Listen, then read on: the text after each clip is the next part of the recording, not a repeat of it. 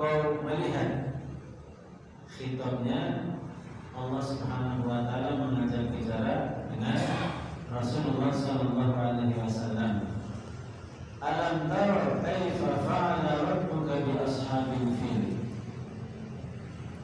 Tidakkah engkau melihat wahai Muhammad bagaimana Allah Subhanahu wa taala memperlakukan ashabul fil, pasukan bergajah. Alam tara di sini asal artinya melihat, tidakkah engkau melihat? Tetapi yang dimaksudkan di sini melihat dengan basirah, artinya dengan ilmu. Tahukah engkau, apakah engkau punya pengetahuan, apakah engkau punya ilmu atau punya informasi tentang apa yang dilakukan oleh Allah Subhanahu wa taala terhadap tentara gajah? Jadi surat ini mengandung ceritanya sangat panjang, tapi kita ringkaskan karena sudah malam dan sudah ngantuk, plus sudah lapar lagi. Singkat cerita, ada seorang gubernur Yaman, namanya Abrahah al-Ashraf. Saat itu Yaman dan daerah sekitar itu dikuasai oleh seorang raja yang berpusat di Habasyah atau Ethiopia. Nama rajanya dijuluki dengan An-Najasyi. Jadi Najasyi itu bukan nama orang, tapi nama julukan raja. Seperti di Mesir nama rajanya Fir'aun. Jadi tidak semua Fir'aun seperti yang dikisahkan oleh Allah Subhanahu wa taala yang termasuk kaumnya Nabi Musa. Ada Fir'aun yang lain. Demikian juga Najasyi. Najasyi yang ini bukan Najasyi yang masuk Islam, yang oleh Rasulullah SAW disolati sholat gaib. Karena Raja Najasyi sudah masuk Islam dan meninggal dunia dan posisinya sangat jauh dari Rasulullah sholat gaib. Nah, ini adalah Najasyi sebelum Najasyi ini, kakeknya Najasyi yang ada di zaman Rasulullah SAW. Abrahah ini atau mereka, Abrahah dan orang-orang yang ada di pemerintahan tersebut, mereka itu beragama Nasrani. Sementara di Jazirah Arab mereka orang-orang musyrik. Meskipun sebenarnya sama-sama musyrik, tapi Nasrani ini lebih penting daripada orang-orang musyrik Quraisy. Dunia ketika itu, khususnya di dunia Arab, mereka sebagian ajarannya Nabi Ibrahim alaihissalam masih dijalankan dan dijalankan dengan fanatik, meskipun dengan tata cara yang sudah jauh dari ajaran Nabi Ibrahim alaihissalam. Di antaranya adalah mereka setiap tahun menunaikan ibadah haji ke Baitullah Ka'bah. Jadi Baitullah sejak zaman dulu sudah menjadi magnet didatangi oleh orang-orang dari seluruh penjuru dunia. Abrahah itu merasa iri dengan Ka'bahnya orang-orang Jazirah Arab. Singkat cerita, kemudian Abrahah ingin membuat tandingan, membuat gereja yang amat sangat besar. Dia membuat gereja itu diantaranya juga untuk menyenangkan rajanya, Raja Najasyi. Akhirnya dia pun membuat sebuah gereja yang amat sangat besar, amat sangat indah, amat sangat tinggi. Saking tingginya dijuluki gereja tersebut sebagai Al-Qulais. Al-Qulais itu berasal dari kata Qalansuah. Qalansuah itu artinya tinggi, peci. Jadi dengan kalau melihat gereja ini, karena saking tingginya melihatnya sampai Qalansuahnya atau pecinya mau jatuh karena saking tingginya, sehingga disebut Al-Qulais. Setelah gereja jadi, dihiasi dengan Abraham kemudian mengumumkan kepada orang-orang untuk mempersilahkan menjadikan gereja ini sebagai tempat untuk haji. Nah, orang-orang Arab itu marah kepada Abraham karena mau menandingi Ka'bah. Singkat cerita, karena begitu marah dan jengkelnya mereka pun membuat kerusuhan di gereja tersebut. Di antaranya yang disebutkan dalam riwayat. Sebenarnya riwayat ini tidak ada di hadis-hadis yang sahih, tapi disebutkan oleh para ulama tafsir. Ada salah seorang di antara mereka yang malam-malam masuk ke dalam gereja. Kemudian apa yang dia lakukan? Lakukan dia buat hajat di gereja. Kalau saat ini bukan party, bukan hanya buang hajat di gereja, kemudian hajatnya itu dilumuri di tembok-tembok gereja. Sampai ketika paginya penjaga gereja tersebut melihat ada sesuatu yang sudah baunya gak karuan dan membuat gereja tersebut sangat kotor. Jadi mereka sangat marah dan mereka mengira pasti ini perbuatannya orang-orang Arab Quraisy karena mereka kecewa dan mereka marah ada tandingan Ka'bah.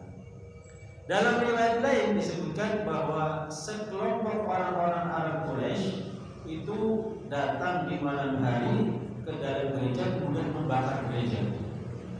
Karena saat itu saat yang sangat panas sehingga api tersebut bisa menjalar sampai kemudian gereja itu ambruk dan hancur.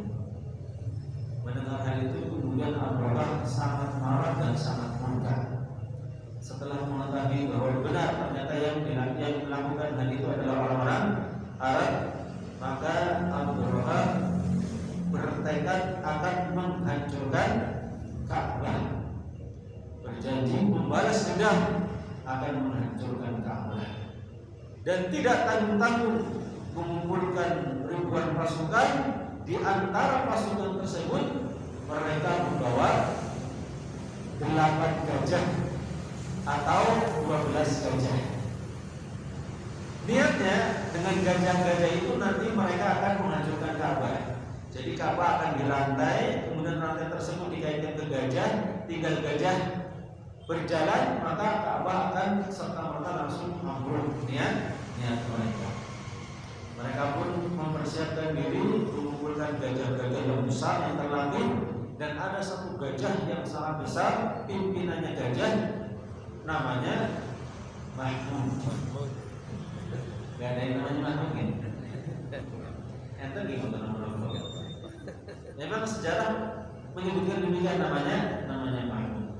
Singkat cerita, Abraham dan para tentaranya bersama gajah mereka pergi ke Mekah untuk menghancurkan Ka'bah dari Yaman ke Mekah.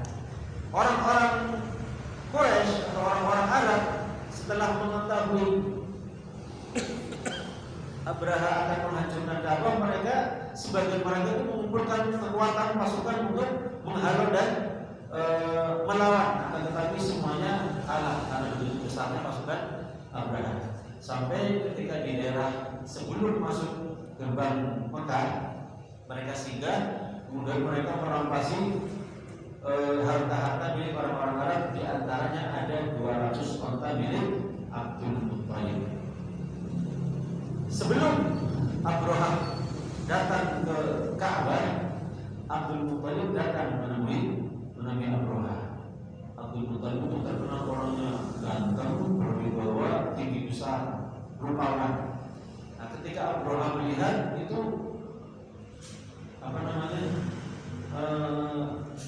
menghormat.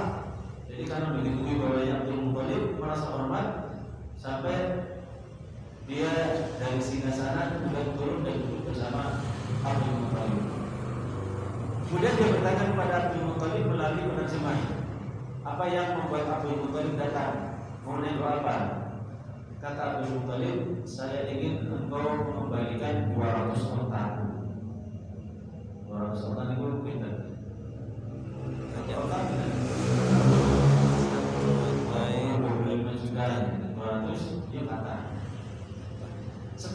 pada hari itu Abraha yang tadinya merasa hormat kepada Abdul Muthalib jadi enggak. Jenengan ibu tadi pas ketika kamu datang pertama kali saya merasa simpati dan hormat, tetapi setelah Anda mengatakan ke sini bahwasanya hanya ingin meminta 200 kamu, saya jadi gak hormat lagi. Padahal saya akan menghancurkan Ka'bah, rumahmu dan rumah orang-orang yang beribadah di sekelilingnya. Kenapa kamu tidak melobiku? Kata Abdul Muthalib, ana Rabbul Ibil, saya ini memang pemilik unta-unta itu, sehingga wajar kalau saya minta. Wa lil baiti wa inna lil baiti rabban yahmihi, dan Ka'bah itu punya pemilik sendiri, yaitu Allah, dialah yang akan melindunginya. Kata Abraha, Tuhanmu tidak akan mungkin bisa menghalangi. Kata Abdul Muthalib, terserah. Akhirnya singkat cerita, Abraha kemudian datang ke Ka'bah untuk menghancurkan Ka'bah.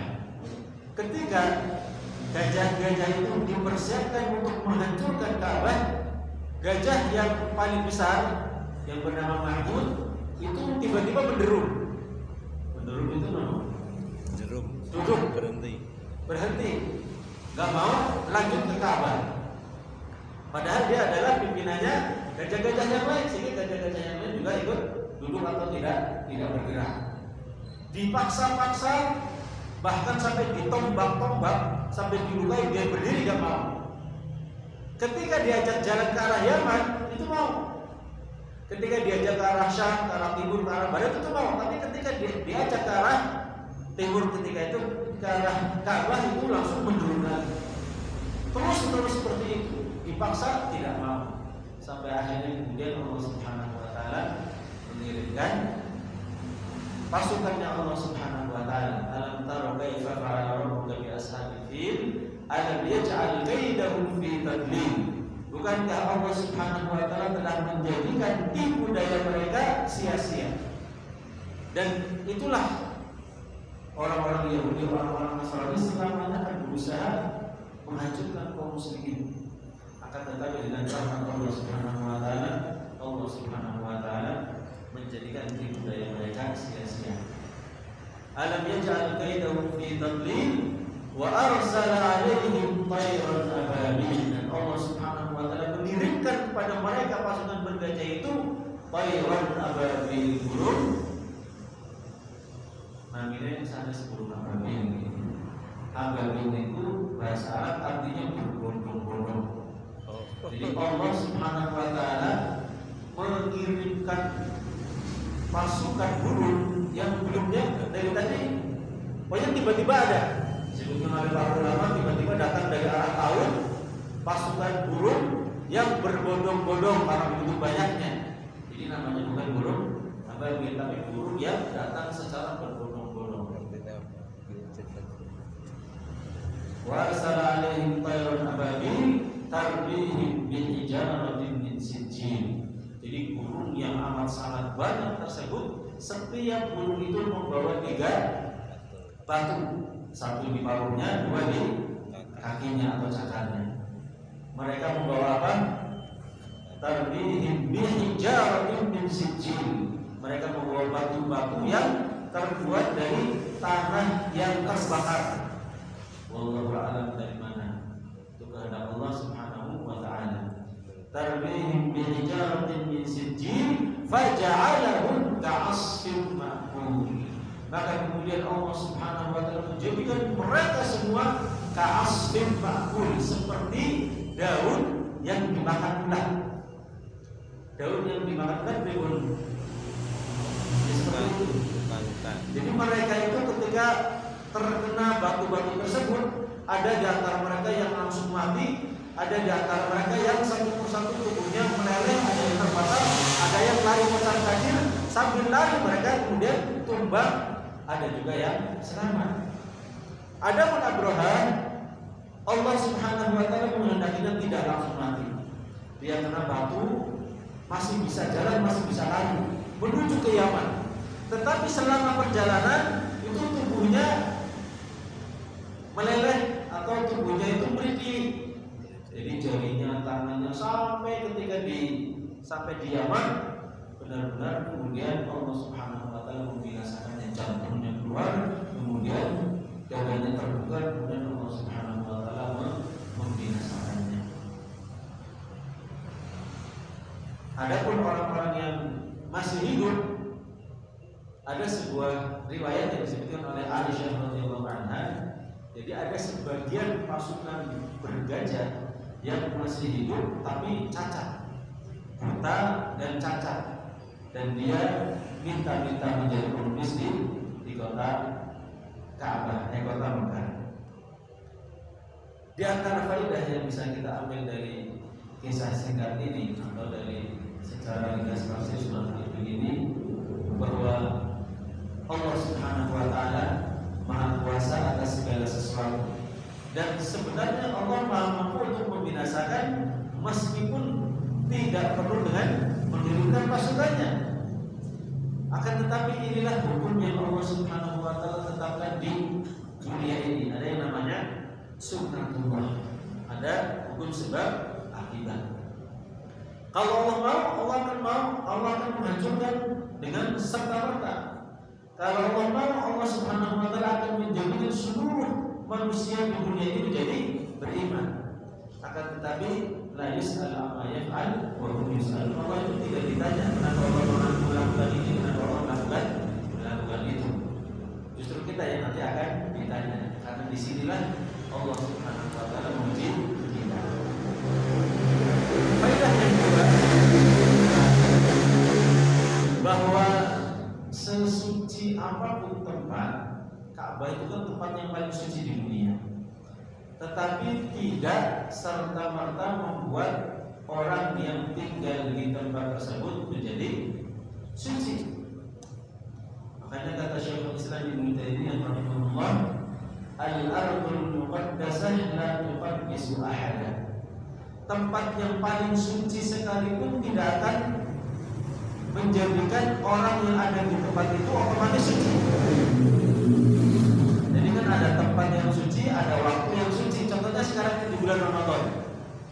Orang yang berada di bulan Ramadan adalah bulan suci, bulan yang penuh dengan keberkahan, bulan yang penuh dengan ampunan, bulan yang penuh dengan keutamaan.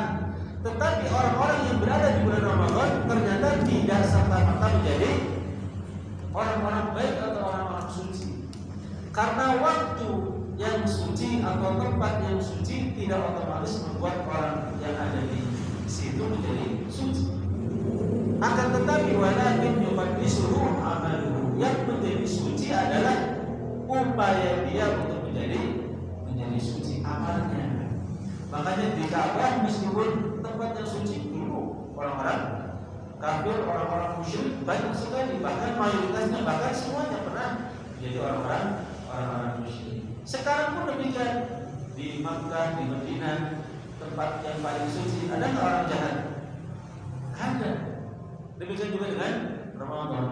Maka ikhwatal iman alhamdulillah, semuanya itu kembali kepada kita. Di bulan Ramadan ini apakah kita bisa memanfaatkan hidangan-hidangan keutamaan yang Allah Subhanahu wa taala berikan kepada kita, atau kita tidak termasuk menjadi orang-orang yang mendapatkan taufik dari Allah Subhanahu wa taala. Maka dari itu kita harus yakin dan sadar bahwasanya tidak akan mungkin kita bisa menjadi orang yang beriman, ahli ibadah, ahli amal soleh, ahli ketaatan kecuali dengan taufik dari Allah Subhanahu wa taala. Maka kita berdoa kepada Allah Azza wa Jalla agar Allah Subhanahu wa taala menjadikan kita hamba-hamba yang beriman sampai meninggal dunia. Ibnu Qayyim rahimahullah taala mengatakan, bila kana taufiqu bi yadillah la bi yadil 'abdi fa bistabihu Qur'an. Kalau hidayah itu di tangan Allah, bukan tangan kita, ya kuncinya adalah dengan berdoa menghadap kepada Allah Subhanahu wa taala. Ini mungkin yang bisa kami sampaikan, mudah-mudahan ada manfaatnya di waktu-waktu yang mulia dan mustajab ini. Kita berdoa kepada Allah Azza wa Jalla, semoga Allah memberikan kepada kita kekuatan, memberikan kepada kita kemudahan, memberikan kepada kita motivasi untuk bisa maksimal melakukan ketaatan-ketaatan kepada Allah Azza wa Jalla dan menerima setiap amal ibadah yang kita lakukan. Dan semoga Allah Subhanahu wa taala menjadikan kita termasuk di antara hamba-hamba yang bertakwa dan